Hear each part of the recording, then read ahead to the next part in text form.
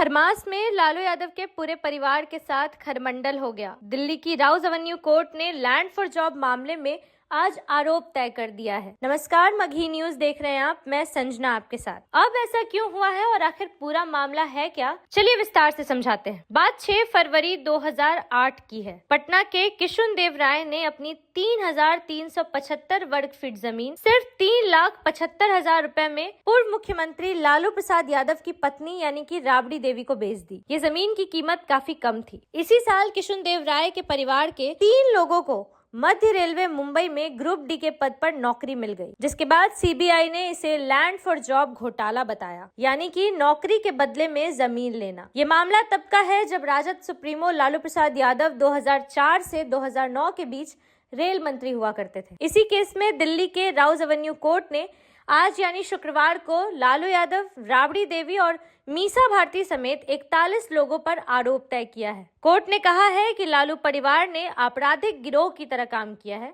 यानी कि criminal syndicate की तरह काम किया है। पूरा मामला आखिर है क्या? नौकरी के बदले जमीन लेने के घोटाले में लालू और उनके परिवार वालों पर रेलवे में नौकरी दिलाने के बदले जमीन लेने का आरोप है। इस मामले में सीबीआई ने मई 2022 में लालू और उनके परिवार के सदस्यों पर भ्रष्टाचार का नया केस दर्ज किया था। सीबीआई के अनुसार इस तरह से लालू यादव के परिवार ने बिहार में 1 लाख स्क्वायर फीट से ज्यादा जमीन महज 26 लाख रुपए में हासिल कर ली, जबकि उस समय के सर्कल रेट के अनुसार जमीन की कीमत करीब 4.39 करोड़ रुपए थी। खास बात यह है कि लैंड ट्रांसफर के ज्यादातर केस में जमीन मालिक को कैश में भुगतान करना पड़ा। सीबीआई ने 2022 मई में लालू के अलावा उनकी पत्नी राबड़ी देवी, मीसा भारती, हेमा यादव समेत लालू के करीबियों और परिजनों के 17 ठिकानों पर छापेमारी की थी। सीबीआई ने इस मामले में इस साल मई में लालू यादव, उनकी पत्नी और पूर्व सीएम राबड़ी देवी, उनकी बेटी मीसा यादव और हेमा यादव के अलावा नौकरी पाने के बदले में कम कीमत में जमीन देने वाले कुछ अयोग्य उम्मीदवारों समेत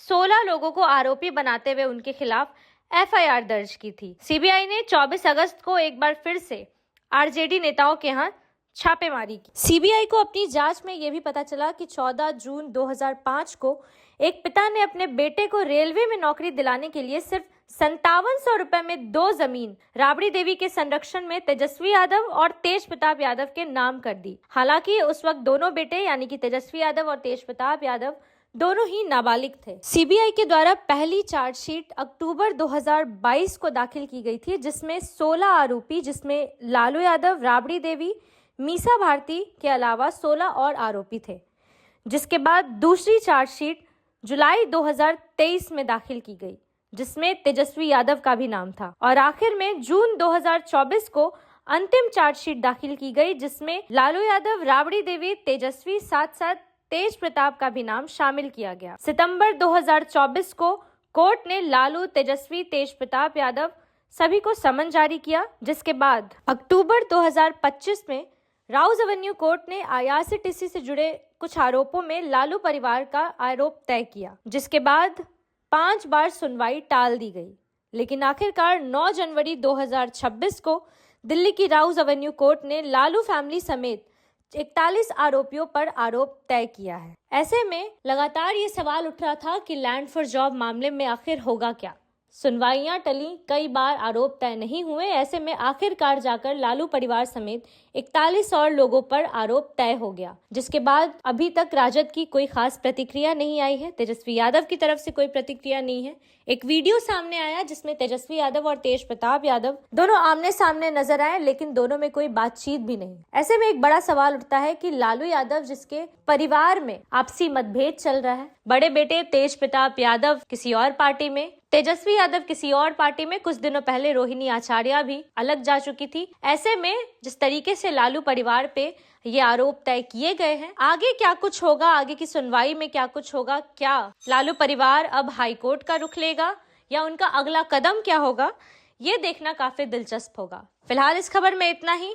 लैंड फॉर जॉब मामले को लेकर हमने आपको पूरे विस्तार से बताया कि कब ये मामला सामने आया, कब सीबीआई ने कौन सी चार्जशीट दाखिल की, और अब जो आरोप तय हुआ है, इसके बाद लालू परिवार की तरफ से और कोर्ट की तरफ से क्या आदेश आता है, इसके बारे में आपको अपडेट जरूर देंगे। फिलहाल इस खबर में इतना ही। अपडेट्स के लिए बने रहिए मगही न्यूज के साथ। बहुत बहुत धन्यवाद।